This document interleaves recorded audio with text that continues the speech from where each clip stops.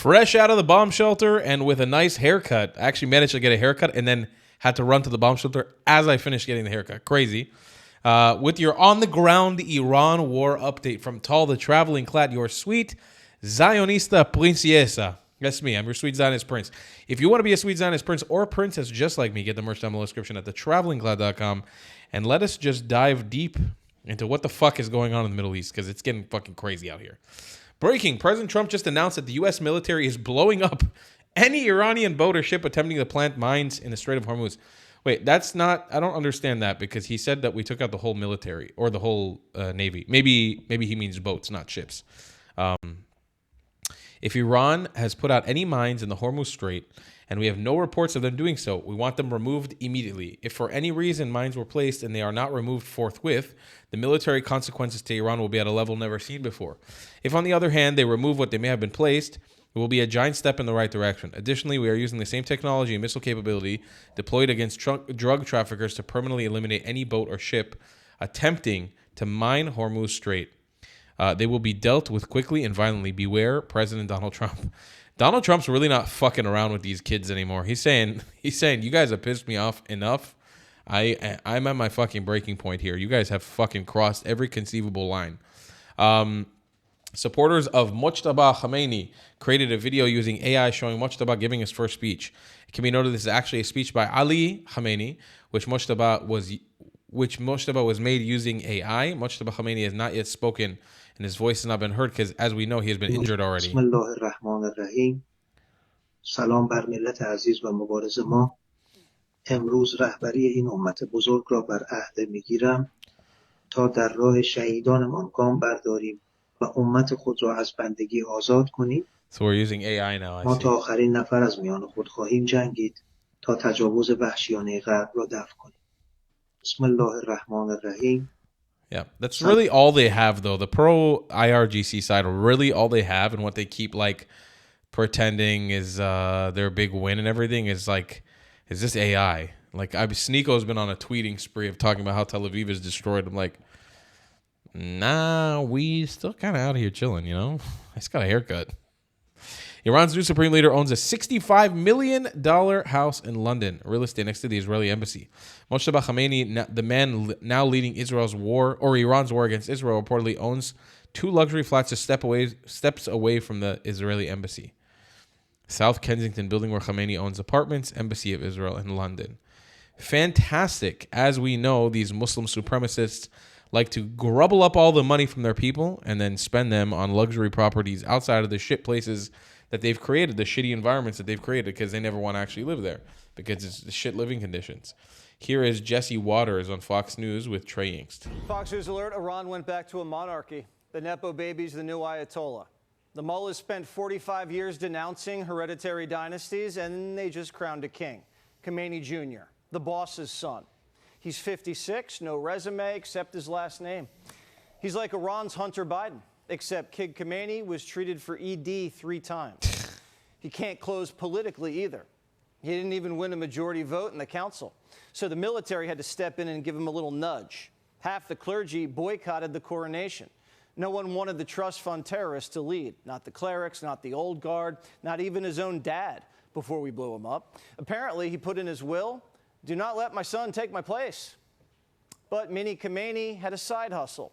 He's sitting on a global property empire, Persian Gulf shipping, Swiss bank accounts, British luxury real estate, more than $138 million worth, upscale hotels from Frankfurt to Mallorca, a villa in the Beverly Hills of Dubai. Estimates say he's funneled billions of dollars into the West, all while under sanction. Passing power from father to son doesn't look strong. It means Iran's bench is empty. It's no longer a theocracy. It's your run-of-the-mill corrupt Muslim dictatorship. And it means they're really scared. Little Ayatollah hasn't even shown his face yet. No video, no pictures, not even a statement. At the official ceremony, they pledged allegiance to a picture frame. Where is he? Is he even alive? On the new leader of Iran, there's reports that he's been wounded. Oh, the new leader of Iran.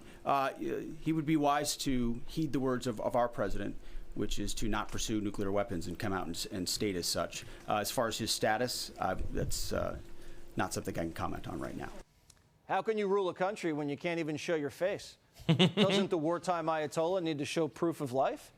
If he's strong and capable and the Iranian regime hasn't collapsed, where is he? Rumors are swirling that he's been injured, but we can't confirm. We can confirm that he has a target on his back. The Israelis are going to put the whole Iranian hierarchy in the kill chain until a new leader can play ball. As far as Donald Trump's concerned, he's been clear. A lunatic hardliner is unacceptable. Overnight, I spoke with President Trump. We spoke about Operation Epic Fury, how it's going, and his thoughts on Mojtaba Khamenei, Iran's next supreme leader. He told me he's not happy with that selection, adding, I don't believe he can live in peace. Inshallah. Inshallah, he will not be able to live in peace. That's the eternal goal here. That every single person a part of the IRGC apparatus gets executed, and hopefully violently. That should be the goal. Or now of every Westerner too, anybody who believes in Western values. This is a genuine video by the Islamic regime television of Lego Mojtaba Khamenei being selected. Ayatollah,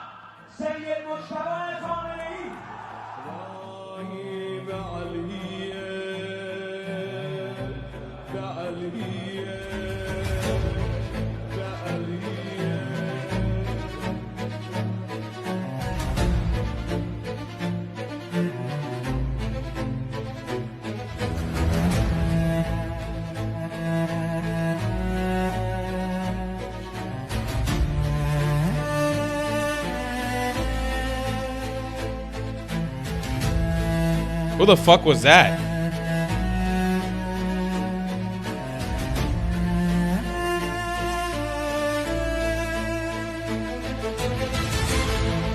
Why did that guy stop being Lego?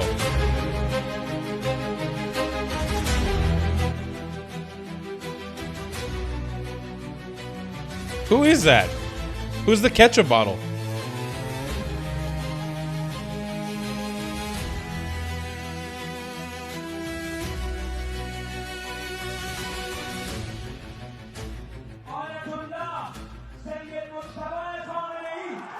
Why do some of them have Lego hands?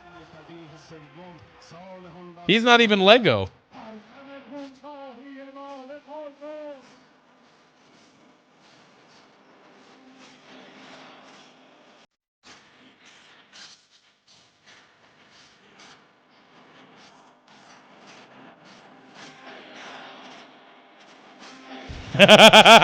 Bro, being Shia Muslim is some other shit, bro. Ya Ali. I'm Iraqi, so I do this. Ya Ali, Hussein, Hussein, Hussein. Ya Ali. Ya Ali, Hussein, Hussein. Ya Ali, Hussein. Ya Ali, Hussein, Hussein, Ali. I'm sorry, guys. This is my part of the world. I feel like I bear some level of responsibility over these fucking retards. I'm sorry, guys. If Iraq and Iran was just controlled by Jews and Zoroastrians, we wouldn't be here right now. I'm really sorry. This is I feel bad. You know, my grandma's DNA goes back to ancient Basra. It's that border where all this Shia Islam stuff came from. If we were just better at holding our ground, the Zoroastrians and the Jews, we wouldn't be in this position. I'm sorry, guys. I'm sorry we're dealing with all this. I'm really sorry. I really apologize. I feel responsible. These are my people. These are my fucking retarded ass people. Ali, Hussein, Hussein, Ali, Ali, Hussein, Hussein, Ali. Like, bro, shut up. Shut up. An IRGC Basij member filmed himself leaving his post. By the way, I'm doing this video on 0 hours of sleep. I had 4 rocket alerts last night. I have not slept. I almost died in the last one. Saying he believes the Islamic regime is over. Let's see this video. Standing inside what he says is a Basij barracks that used to be a school, he explains that everyone has already left. Everyone is gone or leaving. I'm going home too. He says it seems like the regime is finished and we should surrender. I just hope the people don't take a revenge on us. If you actually surrender and don't do it the Islamic way where you keep fighting until the death, I think the people will have mercy on you and you can integrate into society. I do think so. Because at the end of the day, you can't be held for the crimes that you committed because you're never going to come clean about them. So lay down your fucking arms. Don't be a Muslim about it because they never give up and they always end up taking the short end of the stick. They never, ever win. It never works out well for the Muslims, ever. Especially when they fight until the death. They always end up losing everything. Don't follow in their footsteps. Give up, stand down, and things might actually be okay for you. They really might. Oops, sorry. Iran's police chief threatens to shoot anyone who takes to the streets. Okay. Let's take a look. ما اینجا دیگه اگر کسی به خواست دشمن بیاد اون رو ما معترض و غیره نمیبینیم، اون رو ما دشمن میبینیم و آنی میکنیم که با دشمن میکنیم، برخورد میکنیم که با دشمن میکنیم. همه بچه های ما دست به ماش آمادن در حراست از انقلابشون، در حمایت از مردمشون و میهنشون. ما جانمون رو فدای میهنمون میکنیم. Yeah, don't do this. Don't be this guy. This guy's going to end up dying violently and lose everything. He's not going to have anything left. Don't be like this guy. Yeah, do not, I tell you right now, do not be like that dude. It never, ever, ever ends well for that kind of guy. Ever. They don't end up gaining anything. Their country doesn't end up becoming free. Nothing ends up well. He ends up dying a violent death. It always ends up bad. Don't be like him. Don't follow those footsteps. You can save yourself. You can actually save yourself. The people in the West are somewhat moral. Somewhat. Not fully, but somewhat. They will give you mercy. An overwhelming poll just found that 91% of MAGA supporters approve of President Trump's actions in Iran. It's probably a Zionist poll.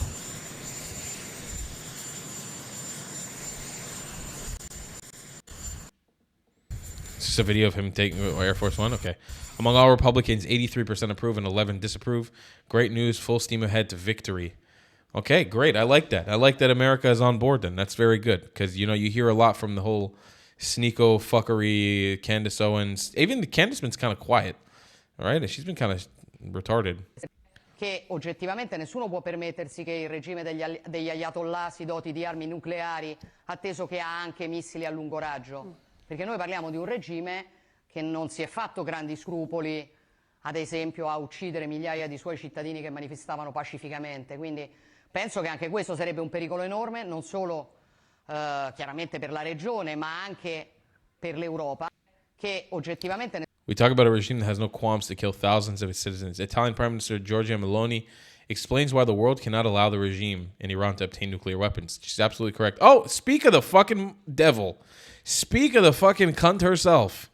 Look at that. Candace Owens. The moment I see this guy, President Trump, let's see. All right, you guys. Trump has completely and utterly just betrayed America, the American people. It's very obvious and that Tel Aviv is running DC, and it's taken me a long time to process that and to find the words to say what I want to say to Trump. I was, from the moment I saw him on stage at Charlie Kirk's funeral, sickened by him, and seeing what's happening in Iran and seeing him go against every promise that he ever made. You have every right to be disgusted with him, and I want to share some choice words for this administration, as well as just taking a look at the broader picture of what's happening right now. Who's actually running the world? The things that you thought were not possible are definitively happening right now. Freemasons involved in occult magic. So join us at the link below and hear what it is that I have wanted to say to Trump for a very long time.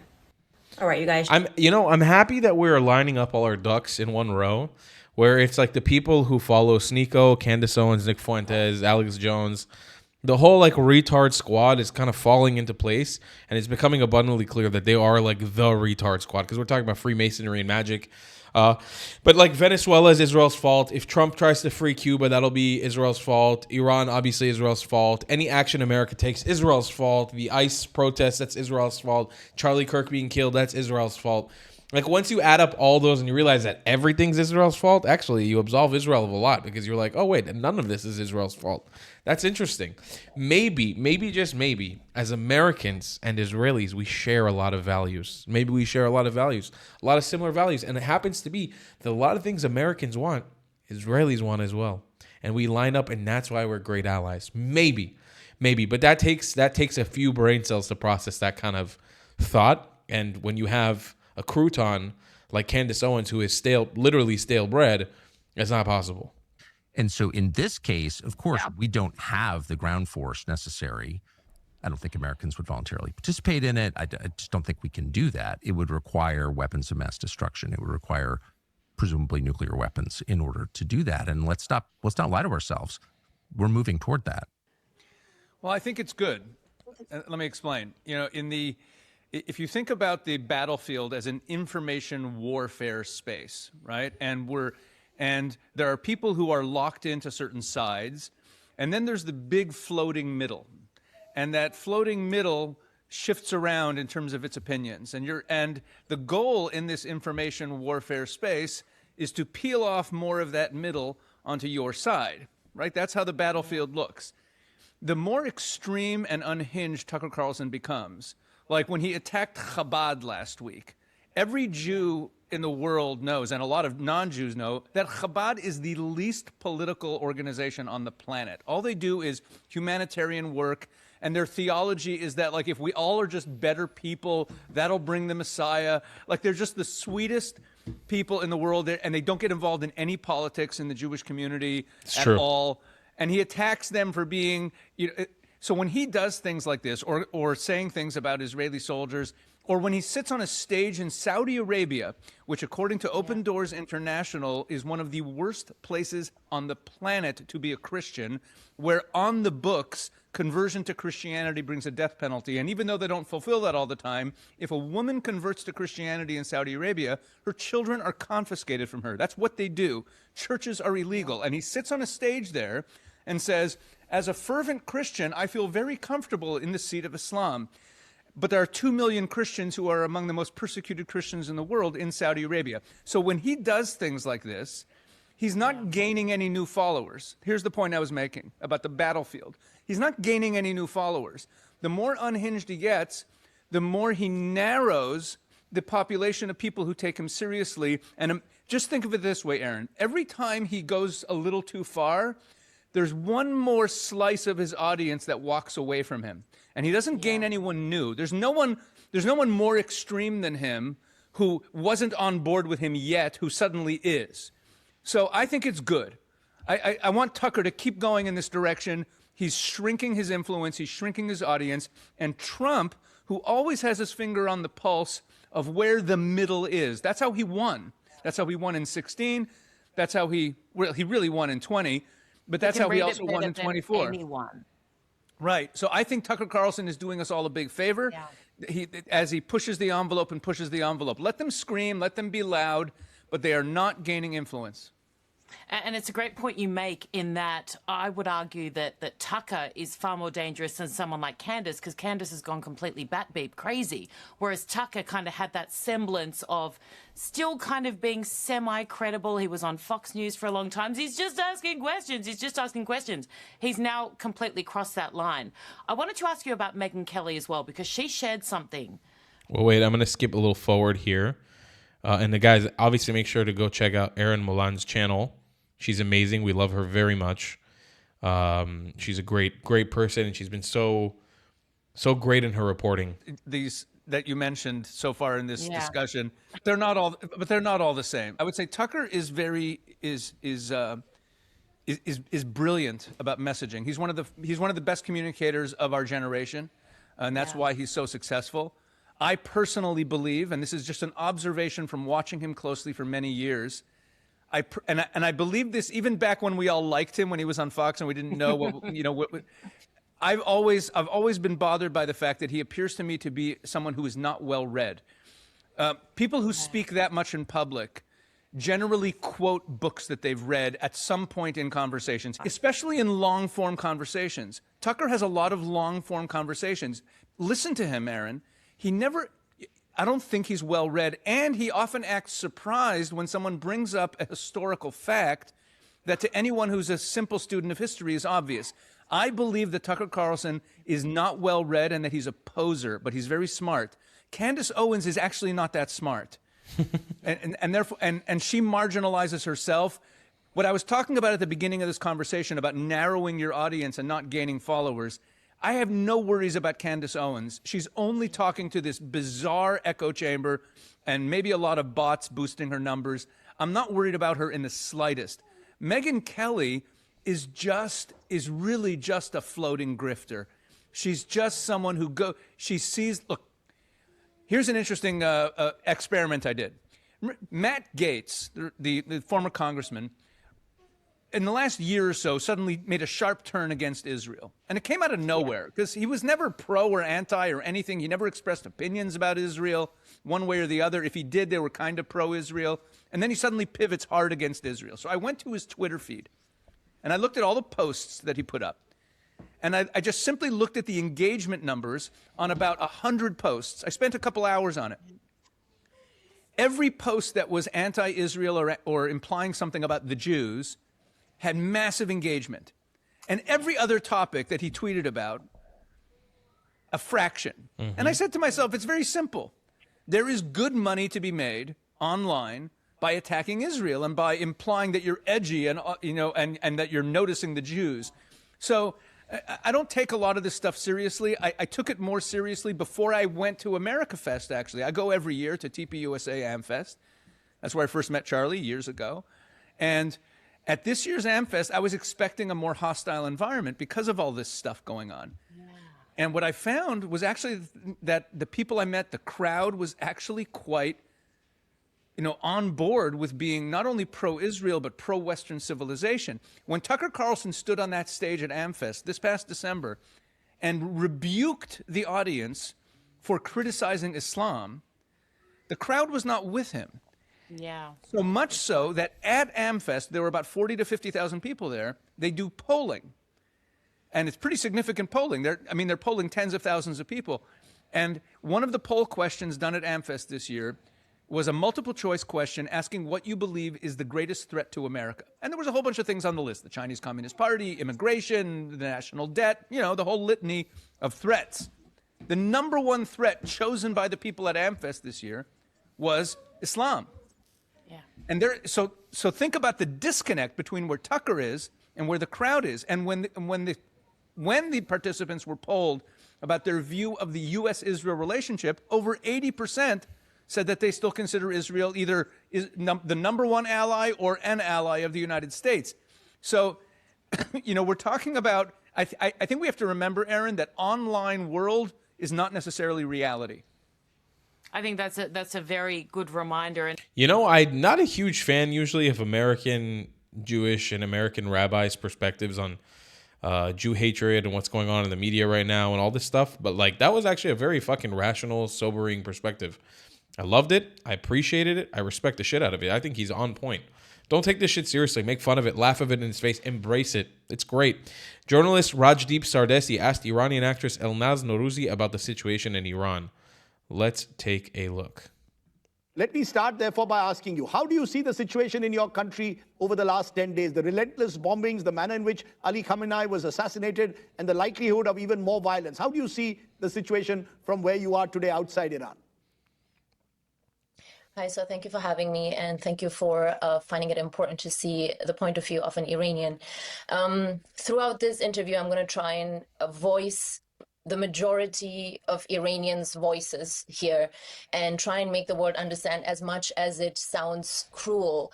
The Iranian people have been asking for help for many, many years now. It's been 47 years that this regime has been in power.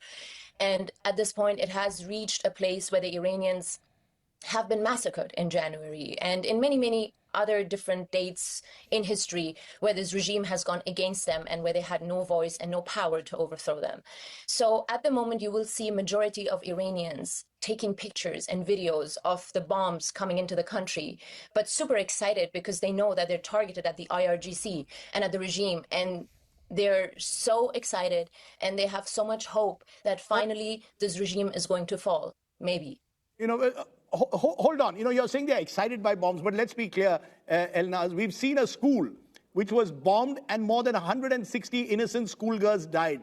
And there is enough evidence that the Americans were involved in this. There are fears, therefore, that if this continues, more and more civilian lives will be lost. Aren't you concerned that all of this could only result in further destruction of your country and the possibility of a civil war breaking out? Doesn't that worry you? Or do you simply want the regime first out at all costs? Of course, it worries everybody in Iran, and everybody is really sad about the fact that our country had to reach this point. But the 160 schoolgirls now are something that the world is seeing. But when the regime poisoned a full girls' school many years back, nobody paid attention. Yep. When the regime killed more than 40,000 people in January on the 8th and 9th and then turned off the internet for the whole world so that nobody can talk about it, nobody paid attention to that. When the regime has been executing, we have the highest rate of executions in Iran. So many people, so many women, so many men, nobody pays attention to that. We Iranians know that there will be a lot of casualties, but we also know that there are casualties every day. There are more people dying when there is no war than when there is war. And this is something that will be very, very hard for people to understand. And people will think that I am for war. I'm not for war. Iranians are not for war. We don't want this. But we have no other way to remove this regime that has been killing its own people. But what I say is spare me your pretend activism and care for the girls' school that was clearly blown up by the IRGC, but spare me your sudden care for the girls' school when you sat in fucking silence as 100,000 Iranians were slaughtered over January and February. Save it. None of us give a fuck. Iranians have been begging to kill them. They have been telling me, just kill me.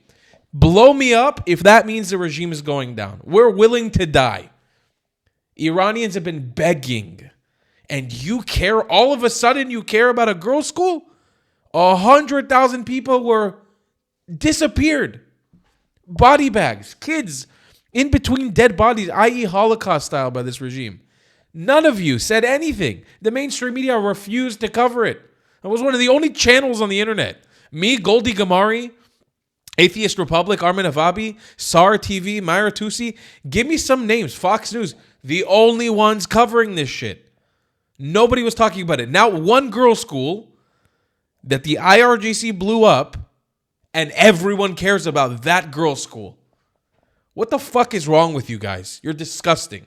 See you guys in the next one. I love you long time. Goodbye, class.